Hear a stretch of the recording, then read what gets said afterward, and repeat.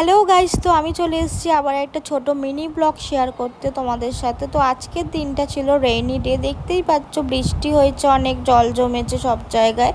তো আজকে আমি চলে যাব একটা নিমন্ত্রণ বাড়ি। এখন বাজে 9টা থেকে 9:30 রাত।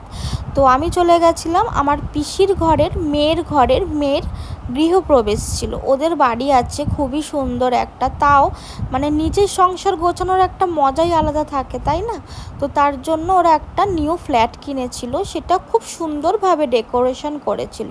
চলো তাহলে তোমাদের সাথে ওদের পুরো ফ্ল্যাটের ডেকোরেশনটা শেয়ার করা যাক। তো এখানে বসে আছে হচ্ছে আমার পূজাদির বাবা, মানে অরুণ জামাইবাবু হয় আমার। তো উনি একটু ইয়ার্কি মারে, তো ইয়ার্কি মারছিল, আমরা খুব হাসাহাসি করছিলাম। তো তারপরে আমরা ঘরের দিকে এগিয়ে গেলাম।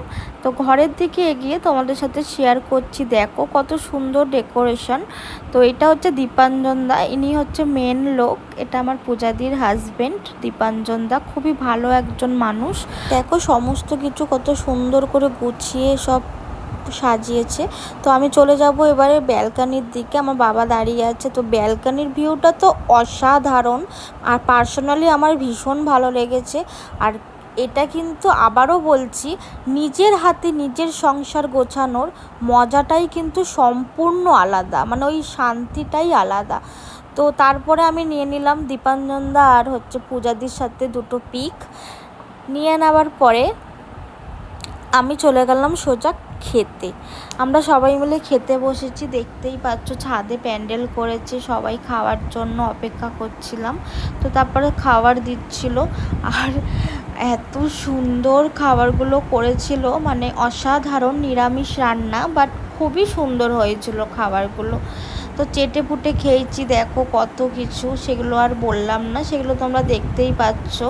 ধোকা, পনির, তারপরে হচ্ছে রাধা বল্লভী, আরও আদার্স অনেক কিছুই করেছিল। তারপর চলে গেলাম আমরা ঘরে একটা এত সুন্দর লাইটিং করে মানে জ্বালিয়েছিল, আমরা খুব মজা করে করে গল্প করে করে সময় কাটাচ্ছিলাম। তারপরে লাইটিংটাকেও অনুভব করছিলাম, বেশ ভালো লাগছিল। তারপর চলে গেলাম সোজা হচ্ছে বাড়ির দিকে রওনা দেওয়ার জন্য। তো বাড়িতে যাওয়ার জন্য বেরিয়ে পড়লাম রাস্তায়। তো এটা হচ্ছে হাটমিটালের এখানেই হচ্ছে আমার পূজাদি ফ্ল্যাটটা কিনেছে।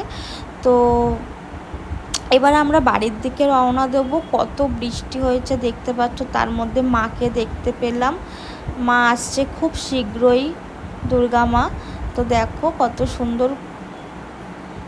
তো তারপরে আবার চলে গেলাম বাড়ির দিকে। রাস্তাগুলো